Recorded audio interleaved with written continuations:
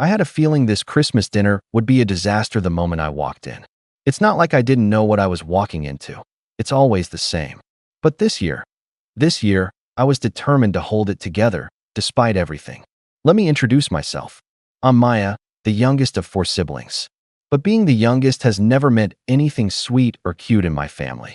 If anything, it's always been the reason they talk down to me. I'm used to it at this point.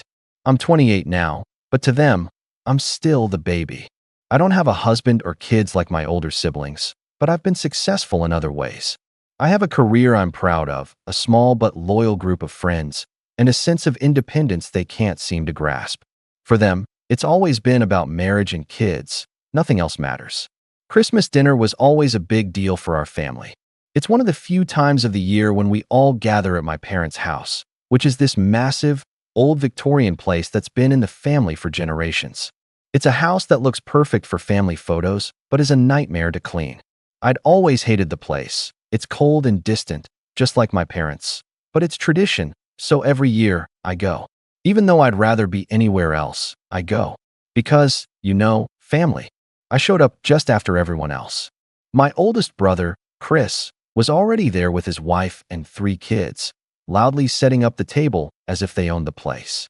Then there was Amy, my sister, with her husband and their baby. Always perfect, always polished, always showing off their ideal life. My parents were in the kitchen, bustling around, acting as if they had everything under control while managing to make everyone feel like they were still 5 years old. As usual, I slipped in quietly, hoping to avoid the drama that was sure to unfold. When my mom saw me, her face lit up with that fake smile she always wore. The kind that made me feel like I wasn't really welcome, but I was tolerated for the sake of the holiday. "Maya, sweetie," she said, giving me a hug that felt more obligatory than affectionate. "So glad you could make it. Go ahead and grab a seat." I barely had time to respond before my dad called from the other room, his voice booming with that authority he used when he wanted to remind everyone he was still the man of the house. "Dinner's about ready. Chris, Amy, get the kids situated, please." I stood there for a moment, not sure what to do. I wanted to say something, but it was Christmas. I didn't want to make a scene yet. That's when my mom, in that subtle way she had of making everything feel like a lesson, spoke again. "Maya, why don't you sit at the kids' table? We've got a special spot for you there, with the cousins." I froze. I couldn't believe it. My mom, with her sweet, saccharine tone, had just asked me to sit at the kids' table, the one they set up every year with a mismatched array of chairs, paper plates, and half-hearted decorations. I glanced over to the dining room. The adults' table was set up beautifully, with fancy china, glasses of wine, and candles that gave the whole thing an elegant, grown-up vibe. There, at the head of the table, was my dad, looking as smug as ever, surrounded by my married siblings. No room for me, though. I looked back at my mom, trying to hold back the anger bubbling inside me. I could feel the familiar sting, the one I always got when they tried to remind me that I wasn't good enough in their eyes. It wasn't the first time they'd made me feel small, but this was different. This wasn't just a little comment or a side eye. This was deliberate. They knew what they were doing. I forced a smile, but it didn't reach my eyes. "Sure, Mom. Thanks," I said, trying to keep my voice steady. She smiled, too, but there was something in her expression, something that said she didn't really care about how I felt. This was all about keeping up appearances, making sure everything was perfect. I don't think she even realized how much it hurt to be dismissed like that. Without saying another word, I walked over to the kids' table, my stomach turning with every step. It wasn't like I expected anything better, but for a second, I thought maybe, just maybe, they'd treat me like an adult. I sat down at the little plastic chair, surrounded by toddlers who were more interested in their mashed potatoes than the awkward silence I felt in the air. My cousins were in their own little world, ignoring me completely. I stared at the plates in front of me, sloppy, unappetizing. It was like they didn't even try to make it look good. I could have sworn I saw one of the toddlers drop a chunk of broccoli under the table, and I wanted to scream. That was when it hit me. This wasn't just about the table. This wasn't about tradition or the holiday spirit. This was about them seeing me as less than. They weren't even trying to hide it anymore. And in that moment, something inside me snapped. I stood up quietly, the weight of the decision pressing on me. I didn't need to say anything. I didn't need to shout or make a scene. I just grabbed my coat, slung it over my shoulder, and walked straight for the door. As I opened it, my mom's voice called out, almost too late. "Maya, where are you going?" she asked, her voice now laced with confusion and a hint of irritation. I didn't look back. "I'm leaving," I said, my voice cold. "Enjoy your dinner." The door slammed behind me. The cold air hit me like a wave, but I didn't care. My car was parked just down the street, and I was out of there, the sound of my parents' frantic calls fading in the distance. I drove for hours, aimlessly, until I finally ended up at a quiet diner, sitting in a booth by myself. I ordered something warm, my hands still shaking from the adrenaline. I couldn't remember the last time I'd felt this much rage and relief all at once. That's when my phone started blowing up. Messages, missed calls, the usual. I glanced at the screen. It was my family, Chris, Amy, even my dad, all calling and texting. But the one that stood out the most was from my mom. "Where are you? We need to talk." "This isn't funny, Maya." I felt a smirk tug at my lips, the kind that had been brewing all evening. I wasn't about to pick up, though. Not yet. The ball was in my court now. They had no idea what was coming. I set my phone down and sipped my coffee, watching the steam curl up into the air. What would I do next? That was the question. And trust me, they wouldn't like the answer. I sat in that diner for what felt like an eternity, my phone buzzing every few minutes. The messages grew more desperate, each one trying to reel me back into their little game. Chris sent me one first. "Maya, this isn't funny. Where are you?" It was followed by another from Amy. "Mom is freaking out. We just want you back." Then my dad. "Come on, don't act like a child. Get back here." I didn't respond. I didn't owe them an explanation. They had made their choice when they treated me like a second-class citizen at their precious dinner. All I had wanted was to be treated like an adult. But instead, they had decided I was still the baby who needed to be tucked away with the toddlers. After about an hour, I finally picked up my phone to check the messages again. The tension was starting to feel thick, like they were starting to realize I wasn't going to just roll over. Then, my mom's text popped up, and it made my stomach twist. "Maya, I don't understand why you're doing this. Your siblings are concerned, and this is ruining Christmas. Don't make this about you. You're being selfish." I stared at the message for a moment, feeling a wave of anger rise again. Selfish? They were the ones being selfish. The whole night had been about their image, their expectations. I had been nothing but a piece in their little puzzle of perfection. But to her, I was the problem. Typical. I didn't know whether I was supposed to laugh or cry at this point. Instead, I just hit the block button on her number. She wasn't going to manipulate me into feeling guilty. Not this time. I took a deep breath, trying to center myself. This wasn't just a knee-jerk reaction. I had a plan. I had been wronged by every single one of them. And tonight, I was going to make sure they knew just how much they messed up. Later that evening, after I had finished my meal and the adrenaline had worn off a bit, I decided it was time. I pulled up the family group chat, where they usually all vented about everything and anything. There were already a dozen messages about me. This is ridiculous. She's acting like a child. What's the big deal? We didn't mean it like that. I think she's just overreacting. I scrolled through them, my fingers itching. I knew I could just ignore it, but that would have been the easy way out. No, I needed them to feel it. I needed them to understand that their treatment of me had consequences. I started typing, slowly at first, but then my words picked up speed. It wasn't just about tonight. It was about everything they had done to me over the years. You guys don't get it, do you? You really don't. This isn't just about a seat at the table. It's about how you've treated me my entire life. Like I'm not good enough, like I'm invisible unless you need something from me. I'm the only one who doesn't get praised for following the same script you all did: get married, have kids, play the game. But I've built my own life, and I'm doing just fine, so maybe it's time you all recognize that. I paused before hitting send, letting the weight of my words sink in. For the first time in forever, I felt like I had control over the situation. I wasn't begging for their approval anymore. I wasn't going to be their little project. I pressed send. It didn't take long for the messages to flood in. My phone pinged over and over, each message more frantic than the last. The first one was from my dad. "Maya, this is ridiculous. You're being dramatic. Get over yourself." Amy quickly followed. "You can't just leave like that and not expect everyone to be upset. What did you think was going to happen?" Chris chimed in. "We didn't do anything wrong, Maya. You need to calm down and come back before we're all ruined by your tantrum." Each message hit harder than the last. They still didn't get it. They were still trying to pin it on me. still making it my fault that they treated me like garbage. I didn't respond. Instead, I did something I'd been thinking about for a while now. I opened up the Photos app on my phone and started scrolling. There it was, an old picture of our family, taken years ago, right before things really started to fall apart.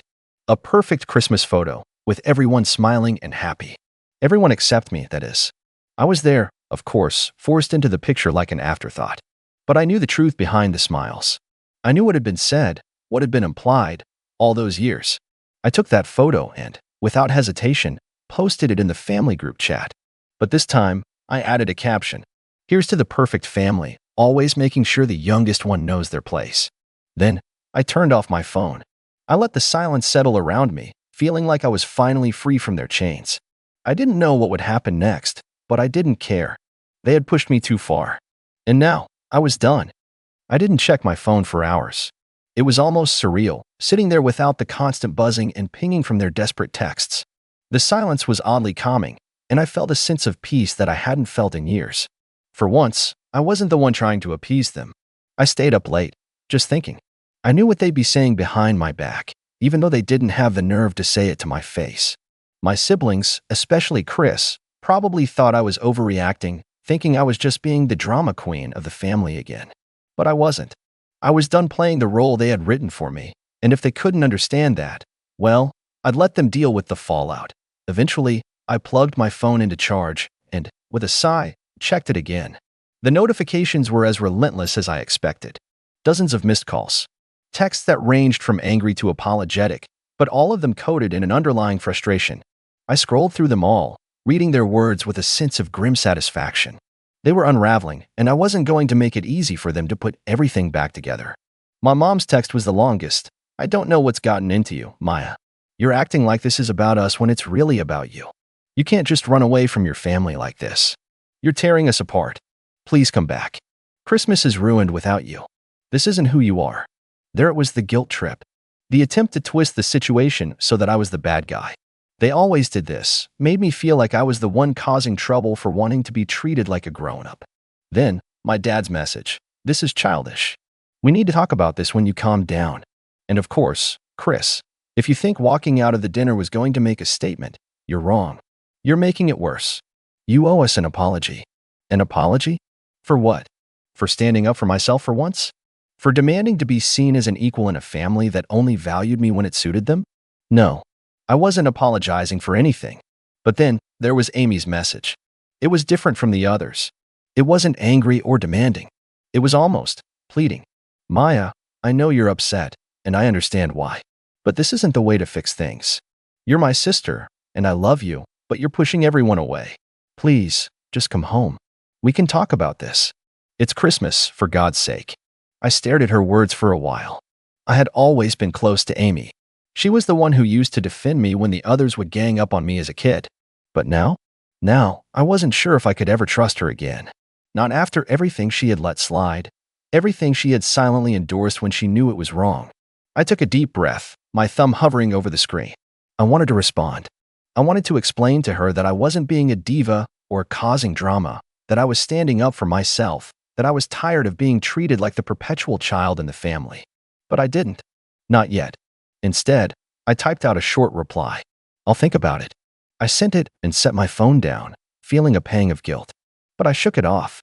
I knew I couldn't go back to that table, not without a serious change in how they viewed me. And I wasn't about to let them brush this under the rug like it was nothing. The next morning, I woke up to even more messages. Some were from family friends, asking where I was. They were genuinely concerned, but I didn't feel like explaining myself to anyone who wasn't part of the problem. And then, of course, there was a barrage of calls from my mom. But there was one message that stood out. It was from Amy again. Maya, I've been talking to Chris and Mom. They're really upset, and honestly, so am I. We're a family. You can't just isolate yourself from us like this. If you don't come home soon, it's going to get worse. Please don't make this more complicated than it has to be. More pressure, more manipulation, and still no understanding of what I was going through. They weren't hearing me. They weren't listening. I knew what they were doing, what they always did.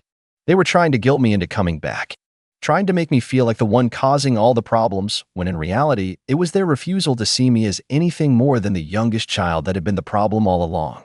I picked up my phone, opened the group chat, and stared at the screen. My fingers hovered over the keyboard as I debated what to say.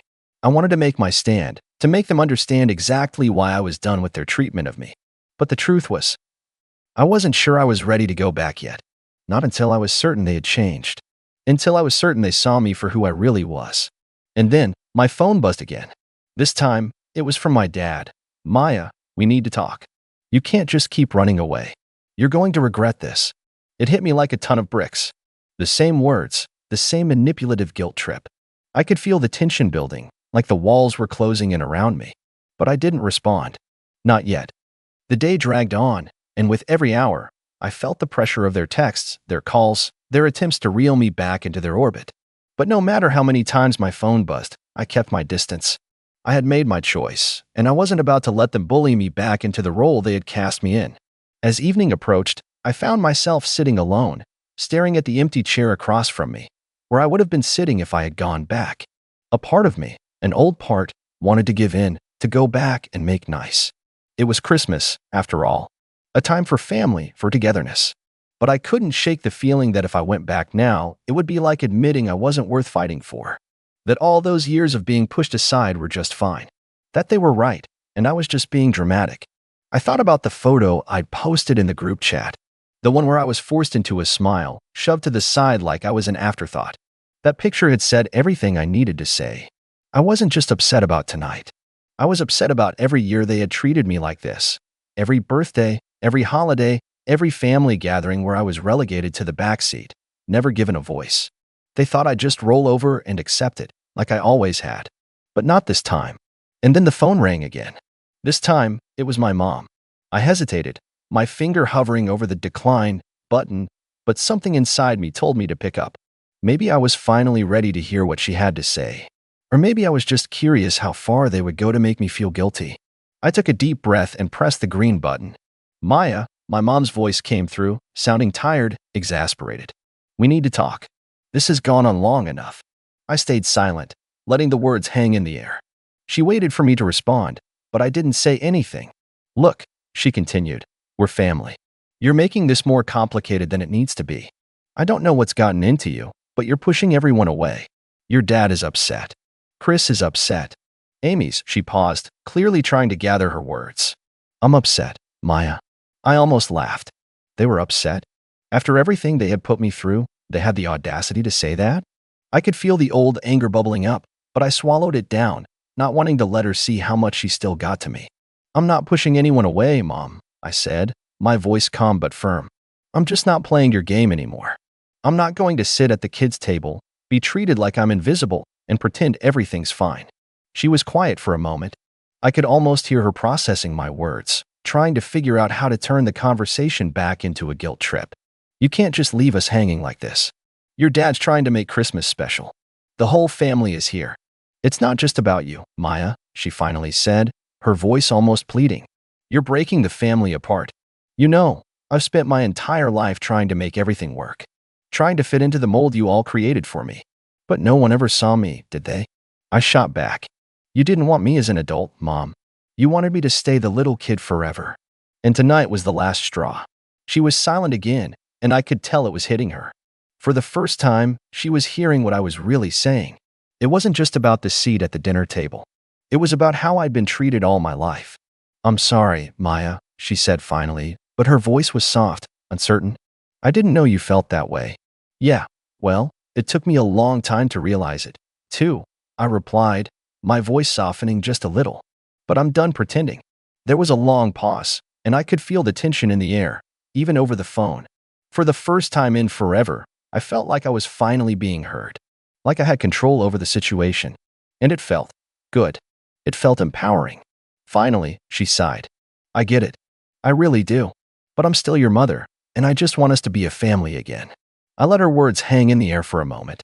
There was a time when I would have run back to them, desperate to make everything okay. But I wasn't that person anymore. I had learned the hard way that they would never change unless I forced them to see me as an equal. I'll think about it, I said, repeating my earlier response, but this time it was different. It wasn't about me caving in. It was about taking my time. It was about them realizing that I wasn't just some afterthought. that I wasn't going to let them pull me back into their toxic cycle without change. All right, my mom said softly. I hope you'll come back soon. I just want you to be happy.